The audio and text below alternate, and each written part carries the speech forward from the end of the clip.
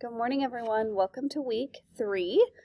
This week, we are going to be discussing the students that we see in our classrooms and the diversity that we see and how we are going to handle that as teachers in the classroom. So let's go ahead and get started.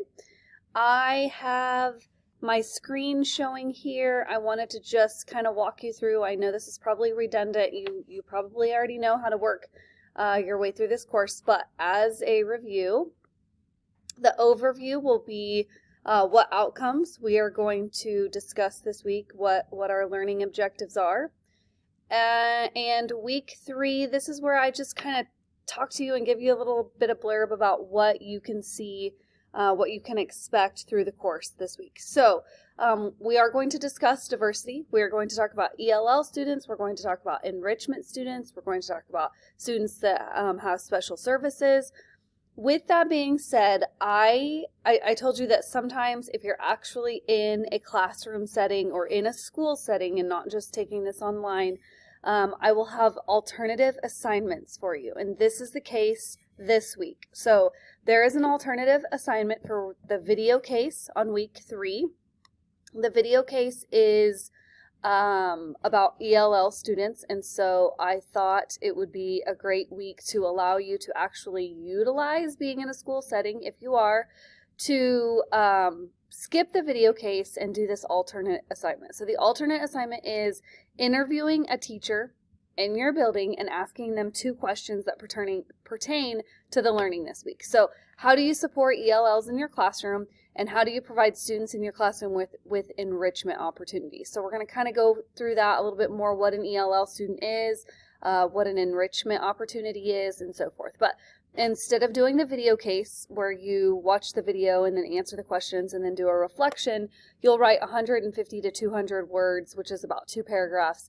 You'll write a reflection on your interview and answer a few questions here.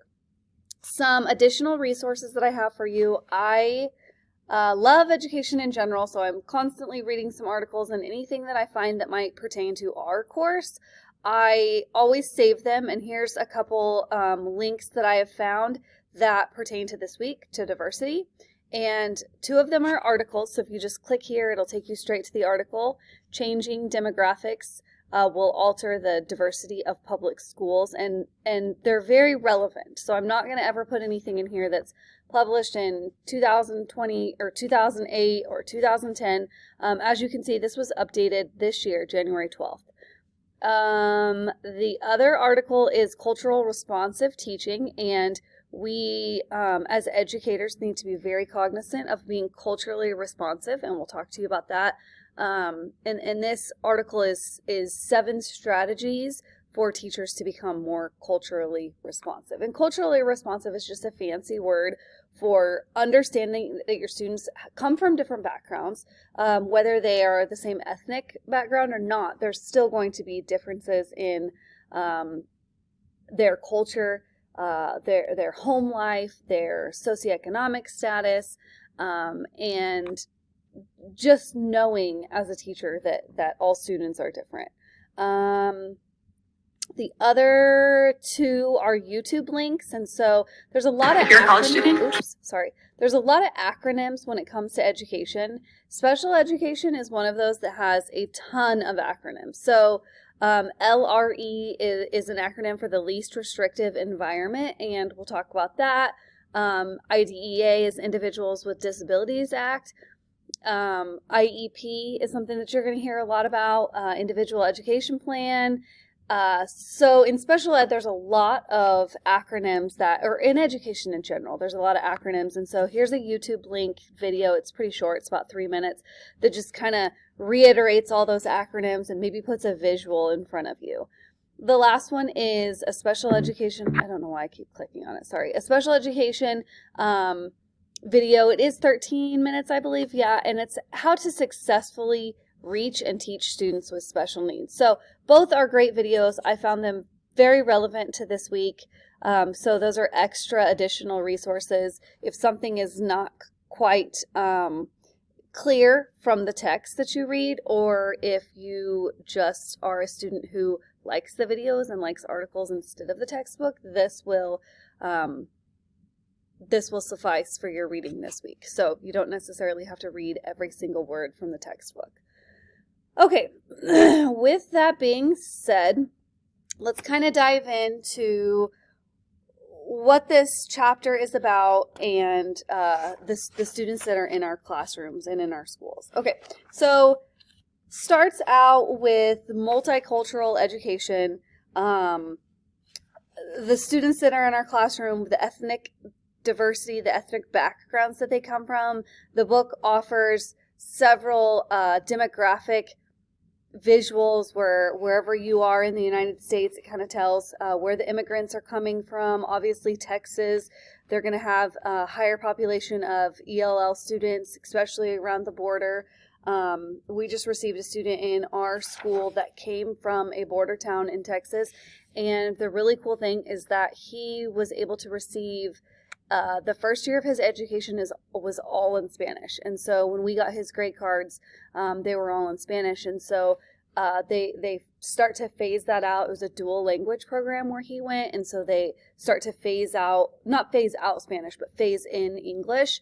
And essentially he will graduate with dual language. So not quite sure the logistics on when that happens in their elementary, specifically in elementary, and if there's a teacher who speaks Spanish and she teaches 1 week of science and then the English speaking science teacher does it the next week. I'm not sure quite the logistics of that, but obviously where I am, we wouldn't really need a program like that because there's not that influx of students coming over, immigrating from Mexico that are only Spanish speaking. So there's schools around in the United States that have high diversity, but they're identifying that need and they are addressing those and making dual language programs and so forth. So that's kind of a little bit more about the bilingual education. So that's just a method for educating students that, like I said,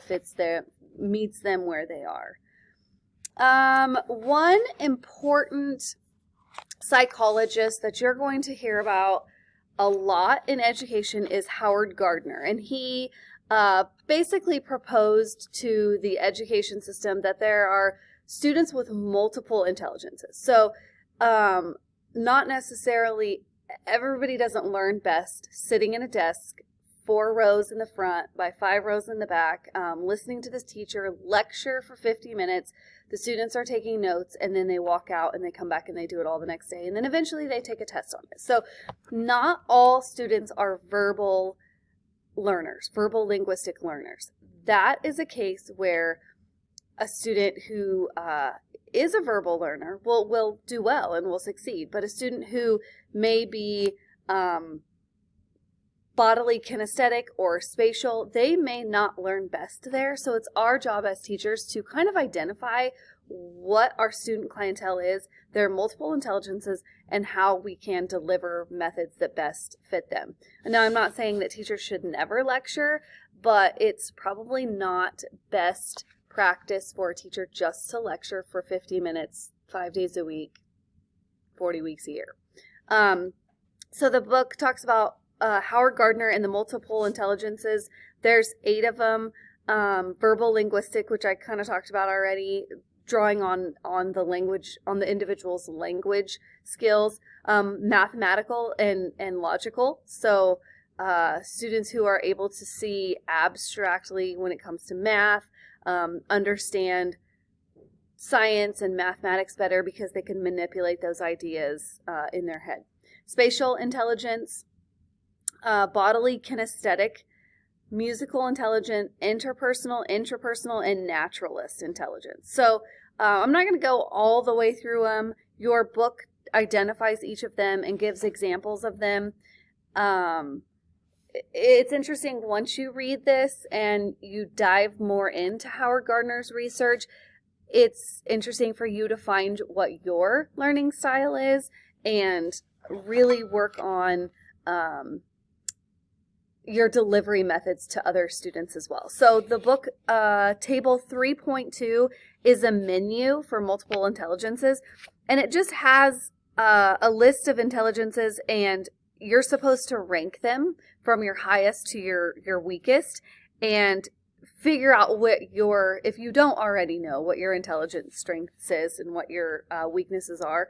It kind of works through your learning style. So do you draw pictures? Do you are you able to listen to a lecture? Do you like YouTube videos better than actually reading? Do you like my lectures? Do you not like my lectures? Things like that. So that's kind of why I lecture one day a week and then allow you to either read articles or find YouTube links, watch those video cases to tap into hopefully more of your intelligences and your personal preferences as far as learning.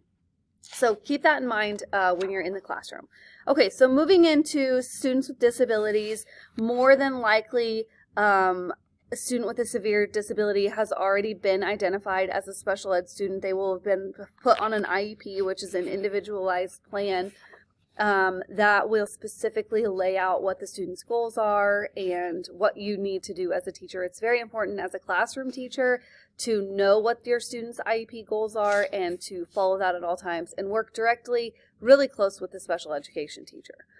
So I talked about IDEA and ADA, LRE, and all those are in the YouTube video. Least restrictive environment just basically means that we are not wanting students to be pulled out of the classroom all the time. We want to be able to let them stay in their natural environment and provide assistance for when they need it, when they're in with their peers. I'm trying to find that in the chapter. I know I saw it at some point.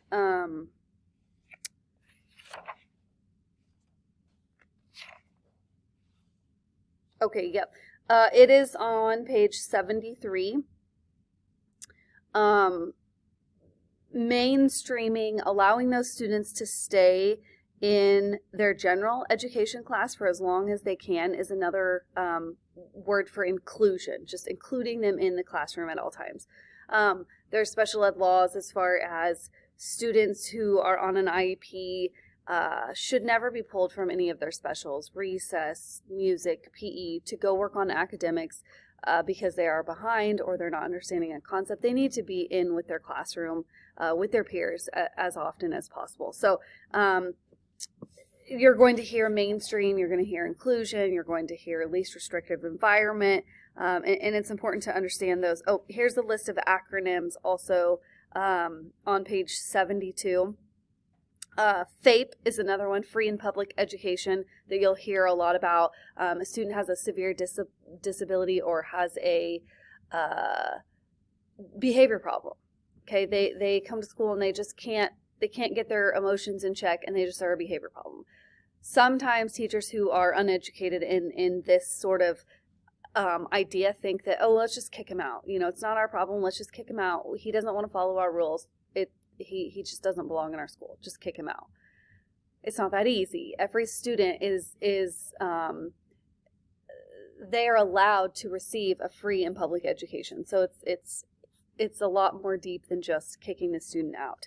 An individualized education program, an individualized plan is an IEP, least restrictive environment, LRE. We also talked about that a response to intervention is RTI. So what are your students' deficits? Are they having problems with phonics, comprehension, math, facts, finding out what their deficit is? And then you as a teacher are going to provide them with explicit instruction, which means exactly what they need. And then you're going to track that progress. Are they responding to the interventions that you're giving them? If they're not responding, then we need to find something else. Maybe it's their multiple intelligence that we're not tapping into. Maybe it's the time of day. Maybe it's the instruction that you're giving. Maybe it's the curriculum materials that you're using. We need to figure out why they're not responding to that and then make a change. If they are responding, keep doing what you're doing. For example, in kindergarten, I'm working with some students right now who don't know the letters or some sounds that their teacher has already taught. So in the whole group, the kindergarten teacher has taught, let's just say 12 letters. There's a handful of students who maybe know 1 or 2 or 3 of those letters that have already been taught. So I pull them into my classroom. I work on them, work with them on the letters, on the sounds. I'm using videos. I'm using, they're writing them, in the air. They're writing them in shaving cream. I'm reading stories to them. Anything I can do to teach them those letters. And then every Friday, I do a progress monitoring on how well they're doing within those 12 letters. I can't change those letters because the teacher has already taught that in whole group. I'm not just going to pick a random letter that they haven't learned and test them on that. I'm going to stick with the pool of letters that I decided on from the beginning. And after 6 weeks, I'm going to look at the trends. And I can see which students are responding to that intervention and which students are not responding to that intervention. I had 2 weeks ago a student who was responding really well, and he knew 12 out of the 12 letters. He went from 2 out of 12 4 weeks ago to now he knows 12 out of 12. So he was removed from that group, from my intervention group, and then I'm just working really hard with the other 3 students. So always tracking to make sure those students are responding to the interventions that you're getting is a very important part of teaching and reaching each student. Identifying their deficit is the first step we need to take, but then making sure they're, after we provide the interventions, that we're making sure that they are responding to those interventions. Another thought when it comes to diversity is your students who need enrichment. So your gifted and talented students, not necessarily even have to be labeled gifted and talented, but if the teacher in kindergarten is teaching the 12 letters, and I have 3 students who come in from preschool and know all their letters and all their sounds. Now those students are going to need to be pushed. They're going to need to have some intervention activities. They would still sit through the whole group lesson, or you could, if they're a little bit older and more independent, you could probably find some independent work. But not just giving them extra. So making sure you're not just saying, oh, here's a worksheet, just do this instead, or just color on the back, or, whatever.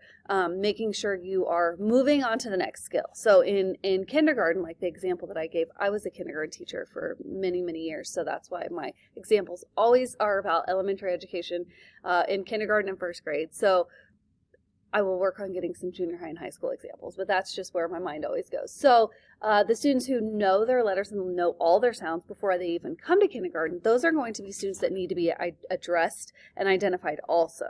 So not just your intervention kids that have deficits, but your enrichment kids who already have the knowledge coming in. So the next step in kindergarten would be putting those letters together, forming small words, reading those CVC words, rhyming, phonemic awareness. And so also pulling kids who need that extra enrichment and making sure that they are responding to that and making sure they are responding to that instruction as well. So don't forget about your enrichment kids. It's very important for them to have that knowledge and have the opportunity to move forward in the next skill in their education career. So the last part of this book is about gender and sexual orientation. I'm not even going to go in there. You can read on your own and make those decisions for how you're going to deal with that. My only recommendation is to make sure that you know what's in your handbook, in your school handbook, and know before you react. If you have a male who identifies as female and wants to go into the female bathroom, before you panic or before you allow it, you will need to make sure you understand what your school's handbook says about addressing sexual orientation and gender. So it's becoming more and more of a thing. When I first started teaching, it was not even talked about. It wasn't even thought about. And here we are 20 years later with that on the horizon. So just make sure, I'm not going to say a lot about that, just make sure you know what your school and your principal and your school board and your handbook says about those topics. So with that being said, those are our students. Those are the students that are in our diverse population today. I didn't talk a lot about ELL students, But English language learners, it doesn't just mean they're Spanish speaking. It means that they are, English was not their first language. English was their second language, or sometimes even third. So they're going to come in, depending on how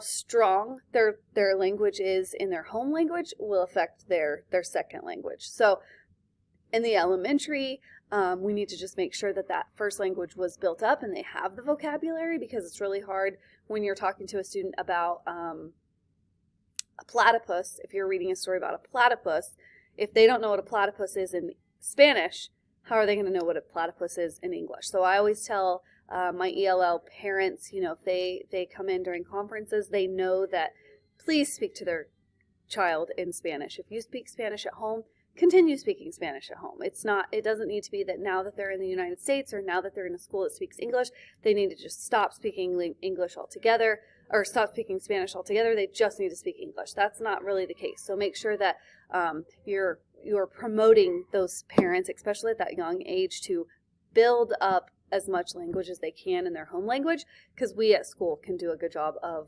building up the English language, and they just need something to anchor that to, an example or some background knowledge from their home language. So more than likely you will have an ELL director or Title III director at your building that can help with any ELL students. There's a lot of regs when it comes to students who come in that are English language learners. You as a teacher will not have that responsibility on you to report that to the feds, but you will need to know that there will need to be accommodations that are made in your classroom as far as English language learners. With that being said, have a wonderful week. If you have any questions, let me know. Like I said, there's the chapter and then the video case. If you decide not to do the video case, that's completely fine. You can do the alternative assignment, which is just an interview to a teacher, and then your chapter 3 quiz. So hope you all have a wonderful week. Sorry it's a little long, 22 minutes, but have a wonderful week, and please email me if you have any questions.